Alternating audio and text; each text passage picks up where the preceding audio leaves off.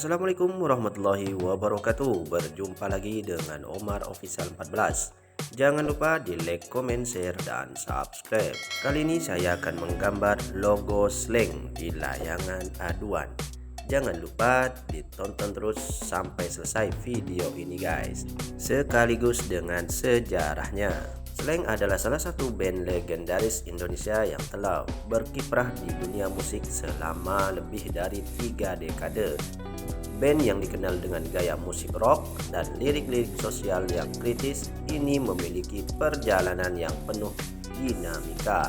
Slank didirikan pada tahun 1983 di Jakarta oleh kakak atau vokal, Bim Bim, drum, dan Pai bass.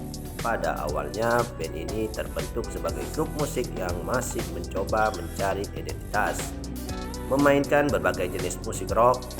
Nama Slank sendiri awalnya dipilih secara sembarangan, tetapi akhirnya menjadi simbol yang kuat bagi mereka. Pada tahun 1984 mereka mulai mengisi acara-acara lokal di Jakarta. Di masa-masa awal ini Slank berganti-ganti formasi. Pada tahun 1987 mereka bertemu dengan Rido atau gitar dan Indra gitar yang menjadi anggota tetap dalam band. Formasi inilah yang menjadi fondasi awal Slank yang beranggotakan kakak, vokal, Bim Bim, drum, Pai, bass, Rido gitar, dan Indra gitar. Setelah beberapa tahun bermain musik di Jakarta, Slank akhirnya mendapat kesempatan untuk rekaman. Pada tahun 1990 mereka merilis album pertama mereka yang berjudul Slank yang diproduksi oleh Imaniar. Album ini cukup sukses di pasaran dan memperkenalkan gaya musik rock khas Slank dengan lirik-lirik yang cerdas dan mengandung kritik sosial. Namun perjalanan Slank tidaklah mulus. Pada tahun 1992 band ini sempat terhambat oleh masalah internal, termasuk dengan manajemen dan masalah pribadi para anggotanya. Meski demikian, mereka kembali bangkit dengan merilis album Ngamar pada tahun 1993 yang semakin memperkokoh posisi mereka sebagai band yang punya ciri khas kuat. Album ini juga berhasil menembus pasar musik Indonesia dengan lagu-lagu seperti Terlalu Manis dan Gila. Pada 1994 Slank merilis album Peace yang semakin mengukuhkan popularitas mereka. Album ini dikenal karena lirik-liriknya yang berani dan provokatif, serta penggunaan kata-kata kasar yang menjadi ciri khas mereka.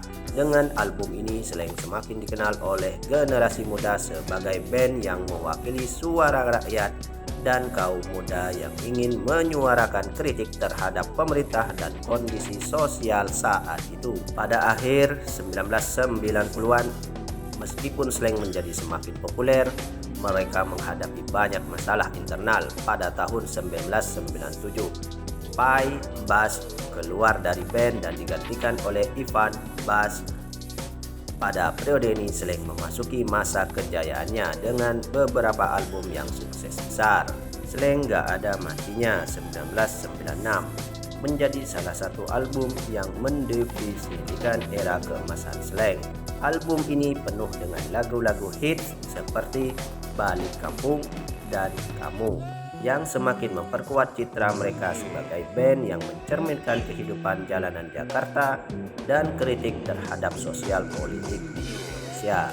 Di tahun 1998, Slank merilis album Platina yang juga mendapat respon positif dari publik. Di album ini mereka menampilkan gaya musik yang lebih beragam meski tetap mempertahankan ciri khas rock mereka. Pada tahun 2000, Slank menjadi salah satu band terbesar di Indonesia dengan basis penggemar yang sangat besar. Namun, pada awal 2000-an, Slank menghadapi tantangan besar. Pada 2002, mereka mengalami perubahan besar dalam formasi dan juga mengalami masalah hukum. Bim Bim yang sempat terlibat dalam beberapa masalah termasuk permasalahan hukum sempat berhenti sejenak, namun ia akhirnya kembali bergabung bersama Slank. Pada tahun 2007 Slank merilis album slang katro yang menandai kembalinya mereka ke dunia musik setelah beberapa tahun vakum.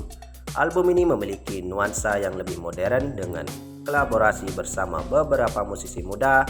Pada periode ini, Slank mulai lebih banyak mengangkat tema-tema sosial dan politik dalam lirik mereka menanggapi keadaan Indonesia pasca reformasi. Meskipun sempat terjerat beberapa masalah hukum dan internal band yang sempat menyebabkan ketegangan, Slank terus berusaha mempertahankan eksistensinya. Bim Bim, Kakak, Rido, dan anggota lainnya tetap solid meskipun sering diguncang isu perpecahan. Di era digital, Slank semakin dekat dengan penggemarnya. Mereka memanfaatkan media sosial untuk berinteraksi dengan fans dan mempromosikan karya-karya terbaru mereka. Slank juga semakin aktif dengan tur konser ke berbagai kota di Indonesia bahkan ke luar negeri. Mereka terus merilis album baru meskipun lebih sering dalam bentuk single dan kolaborasi dengan berbagai musisi. Album Revolusi 2013 menandai kembalinya mereka dengan semangat baru setelah berjuang melewati tantangan-tantangan besar di masa lalu.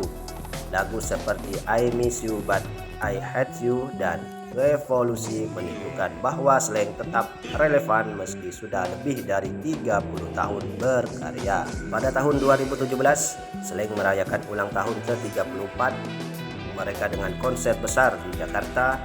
Di masa ini mereka semakin banyak berkolaborasi dengan musisi-musisi dari berbagai genre, menjaga agar tetap segar dan dapat diterima oleh penggemar muda. Hingga tahun 2023, Slank masih aktif berkarya dan tampil di panggung musik.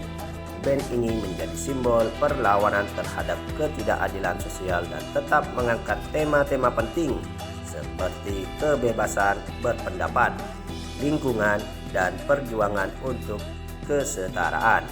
Meski anggota-anggotanya semakin menua, energi dan semangat mereka tetap muda dan tak tergoyahkan. Band ini juga tetap eksis di dunia digital dengan merilis karya-karya dalam berbagai platform streaming musik dan terus mempererat hubungan dengan penggemarnya lewat berbagai media sosial. Cukup sampai di sini saja. Terima kasih sudah menonton video ini sampai habis. Jangan lupa like, comment, share, dan subscribe. Sampai ketemu di video berikutnya.